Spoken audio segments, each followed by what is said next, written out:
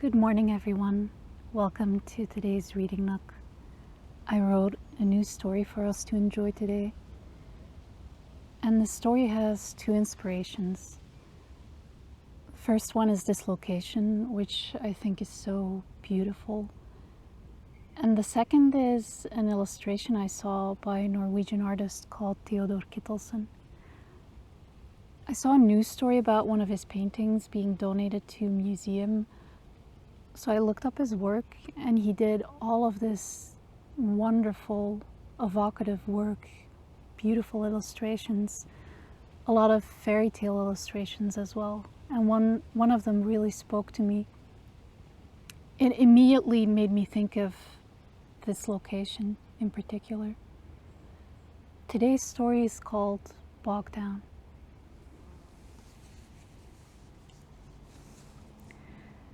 Where the two rivers came together, the water found a way. It certainly always had. In the distant north, the sea drew its breath, so the rivers followed and opened up. They pushed against and sometimes beyond their boundaries, an everlasting ritual in a landscape ever-changing. For the longest time, all who lived there knew. The waders, the pickleweed, the deer. The plants and animals moved with the ebb and flow of the two rivers and thrived in this quiet corner of the river bend.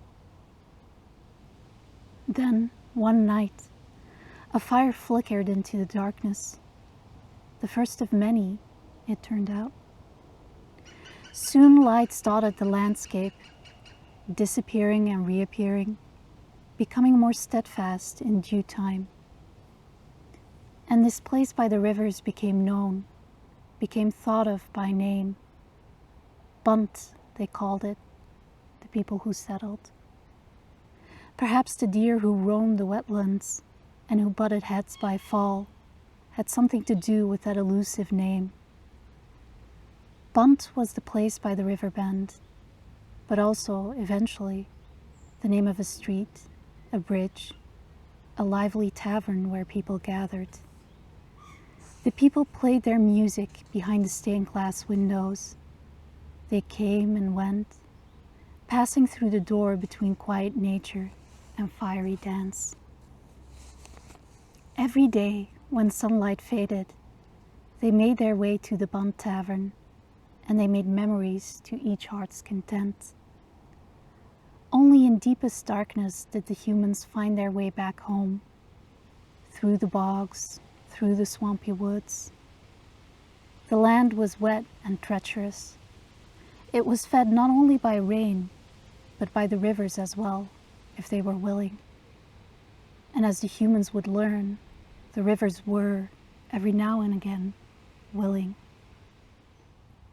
Every evening without exception, the Bunt band played until the last guest. There was Andrew, who played the banjo, Isaac, who played the fiddle, and Eva, who played the tin whistle. "Good night, Andrew," Eva would call. "Good night, Eva," Isaac said next. It was their nightly habit for Isaac to be the last one left. He leaned against the outer wall of the tavern.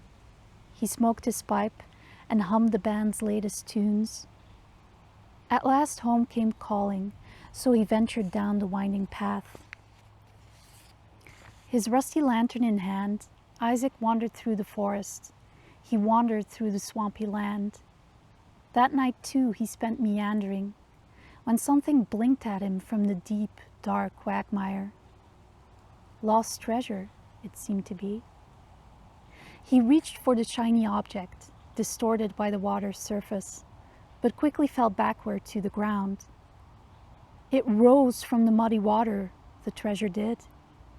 Brightly, blindingly, it shone onto a stunned Isaac. There were two lights all of a sudden, blinking one after the other, then together as though they were eyes. The water rippled in ever larger circles under the lily pads, and a low, gurgling rumble sounded from below those blinking eyes. Scrambled to his feet, a petrified Isaac darted from the forest. He stumbled on his shaky legs as he pushed through the bushes in the direction of home. So tightly he clutched his lantern, his only source of light, that his knuckles turned white and numb. It was a long, dreadful way home. Though Isaac left that ominous place, it would visit him at night. The first night, after he'd safely reached home, it came as whispering music. The notes rang from nearby, but Isaac couldn't find their source. He went to bed, his skin cold and damp, his mind still spinning a vision of the swampy, bright-eyed monster. When he finally fell asleep, the music continued playing. It felt unsettling at the outset, a faint echo that muddled every dream. Yet no dream turned to nightmare, and there was no real danger. Hours in, Isaac began to appreciate the delicate music. It sounded like a fiddle now, the instrument he played. And he found himself longing, wanting to replay the notes that pleased the ears so well. With all his might, he sought to remember this enchanting music. It would surely please the people at the tavern too. "Good evening, Andrew," Isaac called the next day. "Good evening, Eva," Andrew said. The musicians arrived at their usual time and livened up the pub with their cheery tunes. Andrew twirled his fingers. Eva whistled with great flair. Isaac was occupied elsewhere, trying to move his hands and head to the melodies he had heard while sleeping. They still rang beautifully in his mind, but somehow his hands couldn't follow. He could not recreate what he had heard. During a lull in tavern banter, all three sat down, and Isaac told his fellow musicians what had happened the night before. Not only what he had heard and seen, but also how the music kept calling to him from some faraway place. "Beware the nicks," mumbled the innkeeper, who leaned over to serve them drinks. "The one who steals, the one who tricks." "The nicks," they all whispered, raising their glasses for a sip. They'd heard the name before, that name and others, and many accounts of the same tale. The Nix was an enchanting man playing the violin by a brook. No, it was in fact a brilliantly shimmering horse wandering the swamp. It was a water spirit. It was floating treasure. It was so many things all at once. Perhaps, in the end, it was nothing at all. Yet, things were stolen, large and small. Things that people couldn't steal at all. The Nix doused the lights. It drew the air. It called to the rivers to flood the houses and fields. To Isaac, it was mostly imagination. It had been before, and even after he'd stared into the creature's eyes, he couldn't tell himself anything different. He'd been drinking and lost in darkness. Surely his mind was mistaken about what he had seen. That's the story he told himself, in any case. He remained too enchanted by the music he'd heard, and had already decided to seek it out. It was now the second night. "Good night, Andrew," Eva called. "Good night, Eva," none said. Isaac wasn't paying attention.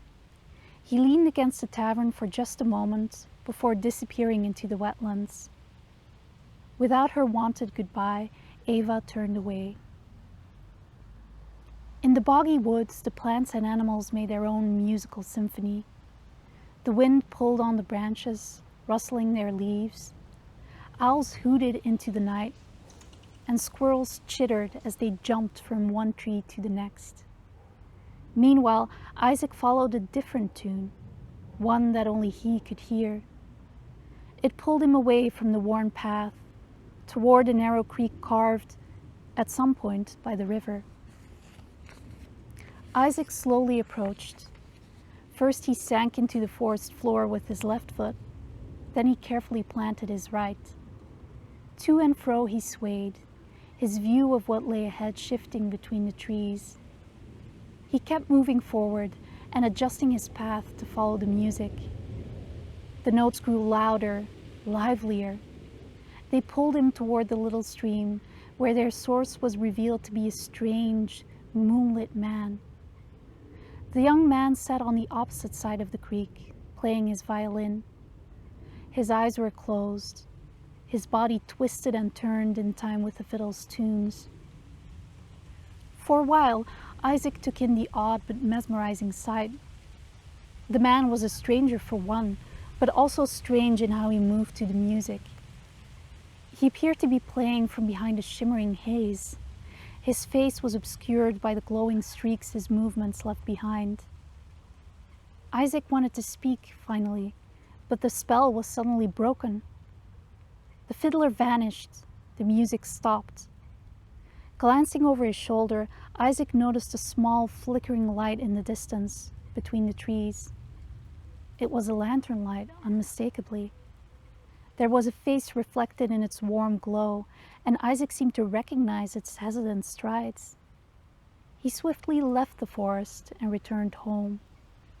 In his dreams, the music would visit him again. Then came the third and final night.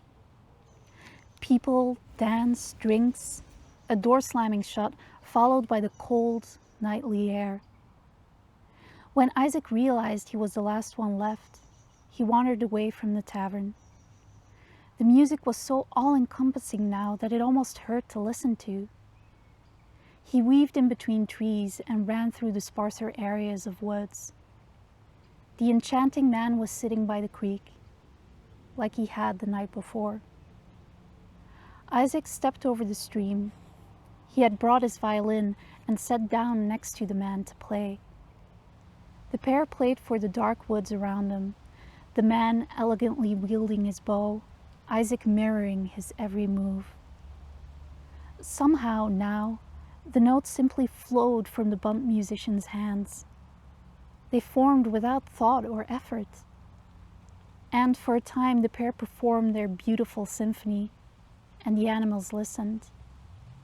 Then, abruptly, the enchantment was broken once more. Isaac looked around. From across the stream, holding his lantern, Hubert the innkeeper was staring at him. The last notes faded, and the innkeeper came over to him. "Beware," they said. The old man grabbed the fiddler by the arm and pulled him along, away from the creek. The ghostly musician had vanished. The entrancing music had fully died out. Isaac's violin hung from his limp right hand. "Beware the nix," Hubert repeated. He guided Isaac through the thicket, dragging him with one hand and holding a lantern with the other. They pushed through the bushes, straight to the forest path. Halfway there, a deep, rumbling sound echoed through the trees. "Run!" the innkeeper shouted, still clinging to Isaac's arm. Isaac peered into the darkness to see a wave of rushing water coming toward them. He started scrambling and jumping over tree roots.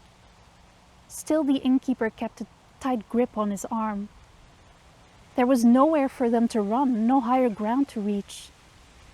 Dodging leaves and hopping over bramble bushes, Hubert spotted a tree for them to climb. "Give me your foot," the old man snapped. He folded his hands together to help Isaac up. The fiddler put his foot in the innkeeper's hands and pushed as hard as he could. Though he managed to reach the lowest branch, he could not pull himself up. Both men struggled at the base of the tree. They tripped and tumbled, going back in for another attempt. In seconds, the water would engulf them. The rushing air gave Isaac goosebumps.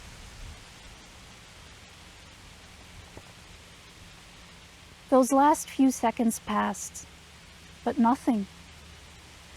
The men braced for an impact that didn't come. In disbelief, they gazed in the direction from which they came. The wave was gone, the forest now eerily silent. "Come," Hubert nudged them at last, and they left the woods.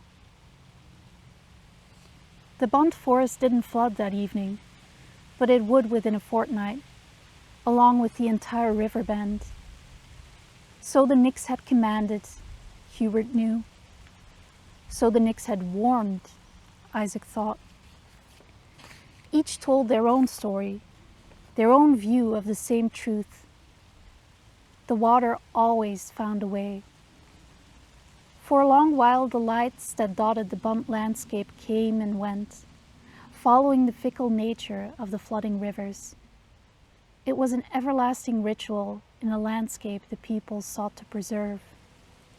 So, in the end, they made the water find a safer way. They guided it. They led the tide to walled-off fields where it could rise freely. In time, the tales turned to legend, the legend to fairy tale fancy. Or perhaps the monster, which longed for the sea's waxing breath, was finally at peace. Thank you so much for joining me today. I hope you enjoyed this little fairy tale, and I wish you a wonderful, restful day. See you soon.